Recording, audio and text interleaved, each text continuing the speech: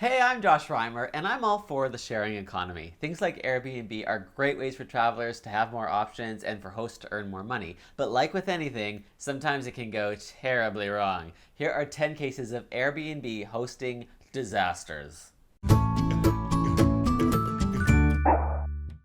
A guy with a posh garden apartment in Manhattan rented out his place for what ended up being a wild orgy party that was advertised online as Turn Up Part 2, the Panty Raid. I'd be outraged. I mean, jockstrap raid, fine, but panties? Ugh. A guy in California rented out his home to a woman who turned out to be a meth addict. She trashed his place, left it littered with meth pipes, and stole his birth certificate. Not sure why she did that last part, but like they say, it's a hell of a drug. Another person in Manhattan rented out her apartment to a woman claiming to be from the military, but it turned out that she was actually a prostitute who got slashed by her John in the apartment and the police were called. But the listing didn't explicitly say no sex or violence, so really it's not their fault.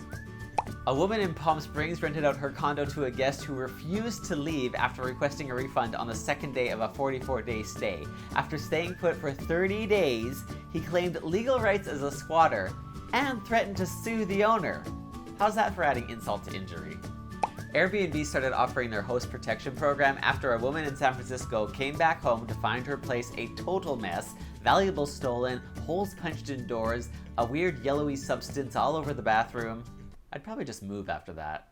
A woman with a penthouse in New York found her place completely trashed and littered with things like used condoms and human feces. Who are these people? Does this actually happen in hotels too? I have a whole new respect for the cleaning staff. In Sweden, a couple ladies rented out their place and then got a call from the police that it was being used as a brothel. Their home had been raided and 2 working girls were caught in the act.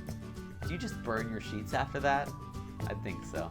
A guy in Brooklyn made about $20,000 from renting out his place, and when his landlord found out, the landlord started putting other suites on Airbnb at lower rates, and eventually evicted this guy so he could rent out his suite as well. Can't really blame him. In Montreal, a guy ended up getting a bill from the government for $62,000 in unpaid taxes for the money that he earned through his Airbnb rentals. Can you imagine getting an unexpected bill for that amount? Hope he was saving for a rainy day. And finally, a woman in Brooklyn was renting out her apartment when she died. Not in any way related to the rental, but the guests found out, and it made for an awkward few weeks that they continued to stay in the now deceased person's place.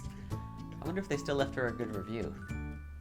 Thanks to the one and only Samantha Mack for suggesting this topic in the comments of my previous top 10 video. Let me know your thoughts on Airbnb. Have you used it? Any good or bad experiences? Share your thoughts and ideas you have for future top 10 lists below.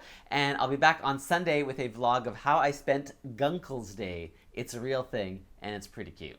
See you then.